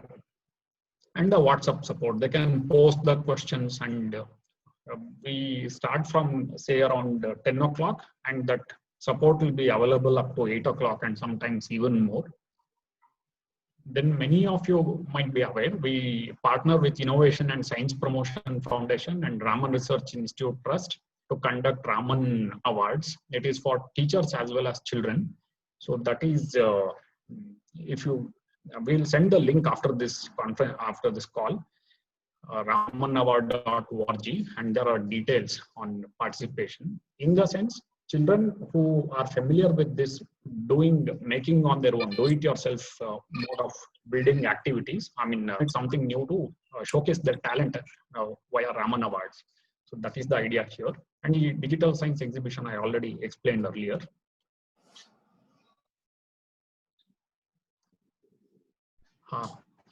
Some of the frequently asked questions, we had conducted these kind of sessions, of course, not for international schools, for other schools earlier. So few commonly asked questions, what is the technology platform? So Google Classroom and WhatsApp support. And then to access this, children have to subscribe. And if school so wishes, some schools have bulk registered also. Instead of asking each child to register, they have given the list, and at the back end we have registered. And if you have your own platform, then we can integrate there also. Then one question in couple of conferences like this, they were asking, how will you make money? So there are advanced program, and we did a summer vacation program where many children participated, and yeah, there they have to pay anything for retail kind. I mean, single child participating, there we will make our revenue. Then can our facilitators do it? In the free model, we don't have, but then we are offering 2 as a trial. And to be candid, that is a limited capacity. So the first 20 schools that sign up for this 2, and in all children participating kind of mode, we'll be happy to do that free, first 2 sessions. And then, yeah, Nopur, you are asking. So next year, the price will be 750. This whatever we are offering free, that will be the cost. But then this year, you can think it's slightly lesser than that, but around that approximate price.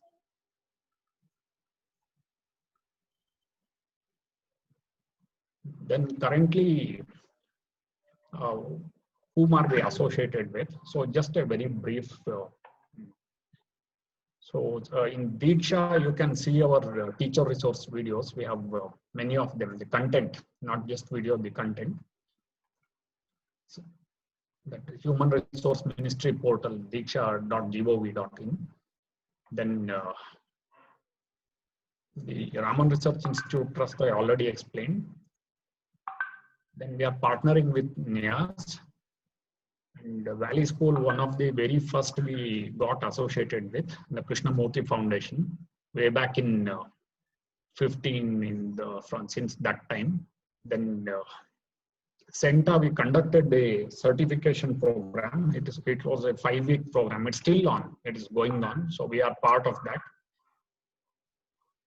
Then Oxford University Press has partnered with us for broad-basing Raman Awards, and also some other things they are working with us. It will take some time for that to happen. Azim Premji University, they support a lot of initiatives of Innovation and Science Promotion Foundation. The NGO with the same founders, the current team, most of the current team, they are also the co-founders of Innovation and Science Promotion Foundation. Only difference is it works with underprivileged section of the society, whereas ThinkTac works with the private schools. The small introduction about a brief about the founders. So Dr. Procheta Malik and Vishal Bhatt, you are aware. Then Datta Part Ravi is the CEO, who has been a social entrepreneur throughout, and any of his venture has also catered to underprivileged. And Vibor helps the resources reach in digital platforms.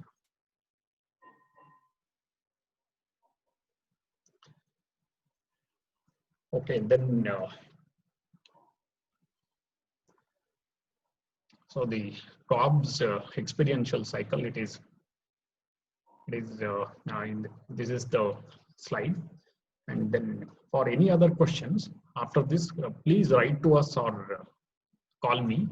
I and my senior colleague, Mr. Padma Prasad. So we can discuss and take it to a closure.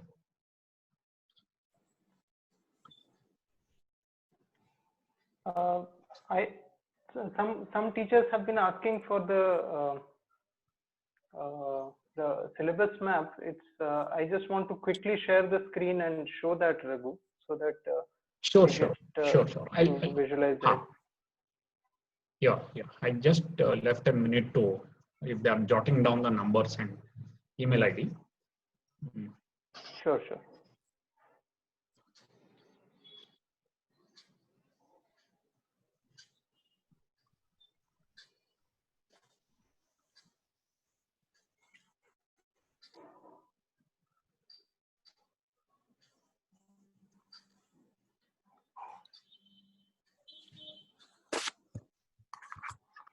Okay, shall I share them? Yeah, I'll share the screen. Okay.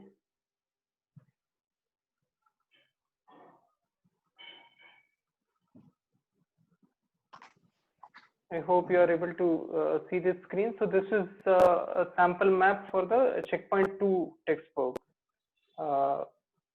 And I have not gone into the detailed description of each of the activity, but this is based on the basically the topic and activity connection is made here. So this particular textbook, we managed to find up to 45 activities from our catalog. And regarding the 9th and 10th, I think some teachers also asked about that. I'll share a sample 10th grade syllabus map.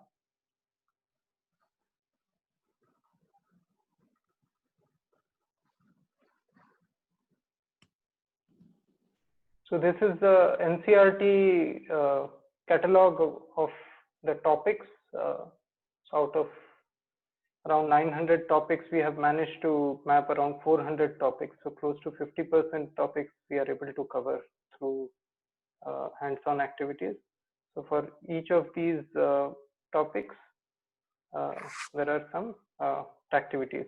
So this catalog is available and it can be shared with the interested teachers on request, and as Raghu said, we can also customize if required.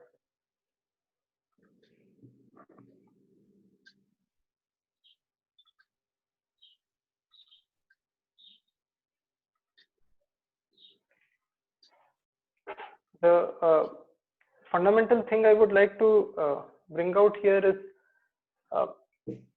see, the city I'm staying in, many people talk about the greenery that we have in Bangalore, and of course the fruits that we are eating are of the hard work of someone who did 50-60 years back. So someone in the 60s and 70s took this initiative of doing so much plantation, which makes Bangalore so green. And this is one thing I've learned, that one of the laws of nature is anything which is really meaningful, which is impactful and powerful, it takes time, and it's up to the capacity of we humans to anticipate and start working on it early. When this pandemic situation came, long back when I had quit my corporate job, my mother and my father, they were extremely against the decision. Now in this situation, my mother acknowledged it, that when you used to talk about the difficulties, the challenges that this next generation is going to face, seems to be true. And this pandemic is probably just one of those. There are many such problems which they may have to face given the trend, which may not have been seen before. So it for their survival, it would be essential that they are able to think out of the box, they are able to think of creative solutions to the problems. And it's probably our duty to give this ability, equip them, empower them with this ability. And that's what we all are dreaming for. All the people in our group, we all had choices, but we are into this exactly for that dream. And clearly, one teacher, one school, or one ThinkTac will not be able to achieve a dream which is this large, where we are looking for a movement kind of thing. We need to join hands, come together. And what Raghu has proposed are just some of the partnership options that we could think of. We are extremely open-minded about any other partnership possibility that you can think of. The important thing is that some of us who think in the same way about the state of education, about empowering the next generation with the required skills and abilities, we need to come together and work towards that dream.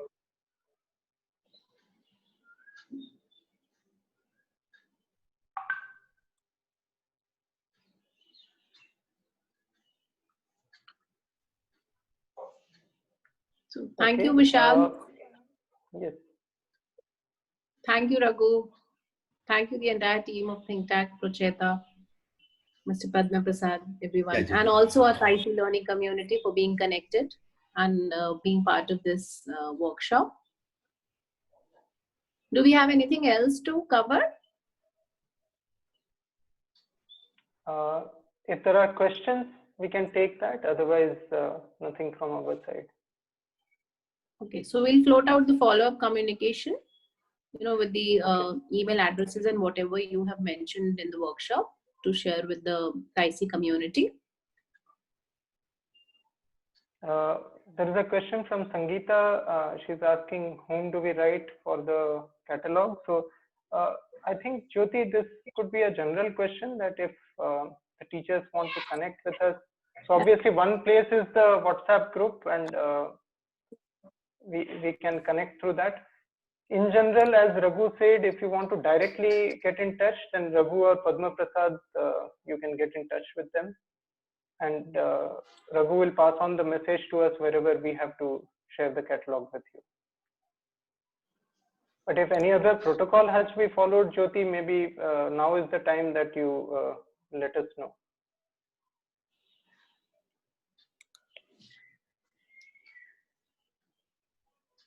Yeah, Raghu has already shared his email address as well. Yeah, I'm just scrolling through the wonderful feedback that you've had on the chat box. That's also, Yes, one of my Jyoti, thanks one to of my you. tasks to take care of that. Jyoti, thanks to you for organizing this wonderful session for us. Thank you very much, Jyoti. Most welcome. All of the credit goes to Ms. Monga, who has the vision to, who connected with Mr. Pratna Prasad, and we collaborated with ThinkTac, and we are really grateful to ThinkTac as well as the learning community, who has been so, um, overwhelmingly responsive to all our webinars. So thank you to all of you to lending out your valuable time and thinking that this is going to Very be actually productive. informative for you. Yes. This one was very productive, serious, and very, very nice. Thank you, Jyoti. Yeah, even sharing the feedback as a non-academic, even for me also, it was very, very interesting. At some point of time, I was also a science student, but yeah, being on the administrative side as well, it's a brilliant opportunity for me also to be part of such workshops, especially ThinkTac ones. Yeah, thanks a lot to TAISI for giving us this opportunity. It's a wonderful batch of teachers that we have got connected to, which doesn't happen as often. So clearly, you have managed to build a community which is, as you said, is very responsive and is hungry for these kind of interesting activities. Absolutely. I would say the credit goes to the first webinar, the informative webinar that we have from Projeta. So which she conducted, it was very interesting even for me from this end, not being a faculty. So that I think made a difference to how the informative approach was in the initial session we had. So this workshop, of course, then brought a lot of academicians. And I must say, Prochita was very, very helpful, so responsive, very prompt responses from him. With a no eyes, I'm not very tech savvy, but he was so quick, in getting things sorted out for me. So thank you very much. I'll pass your message, Achal, to Prochita. He had to drop out for another call. No problem, sir. Thank you. Dropped out. Sir, you're brilliant. Thank you. Absolutely, that's correct. Okay. Ganeshwar, yes, we will be sharing we have recorded the video and we will upload it to YouTube and share. And I think somebody also asked how to get added to the WhatsApp group. I think Nidhi had asked, yeah. So Nidhi, we were adding people to the WhatsApp group by looking at the registration list as people were coming in. So we will, I'm taking a note and we will add you to the group. Yeah, there are a couple of more which sent me a request. So I'll also share those names and you can add them to the WhatsApp groups. Sure. That would be good for them. Yeah. Okay. Okay then. Wonderful to have you all here. Thank you. Thank you very much. Thank you, Jyoti. Thank you. Yeah. Most welcome, dear. Most welcome. Thank you so much for being there. Vishalji, namaskar. Thank you. Namaskar, Srinivasji.